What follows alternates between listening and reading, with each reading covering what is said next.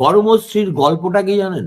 এই যে রাজ্য সরকার কর্মশ্রী নামক প্রকল্প চালু করার পর পশ্চিমবঙ্গ ক্ষেত মজুর সংগঠনের পক্ষ থেকে 2725 জন ক্ষেত মজুর যারা মানরেগায় কাজ করছিলেন তাদের আবেদনপত্র 5টি জেলার সংশ্লিষ্ট বিডিও দপ্তরে জমা করে।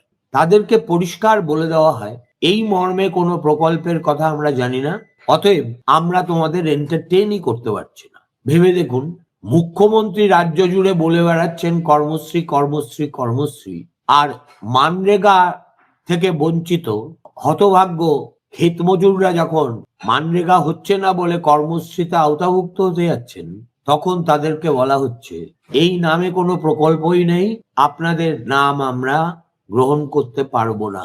তাহলে হচ্ছেটা কি? একেবারেই কি কিছু হচ্ছে না। হচ্ছে যেটা, একেবারে গোদা বাংলায় বললে তাকে বলতে হবে ঠগের বাড়ির ভোজ।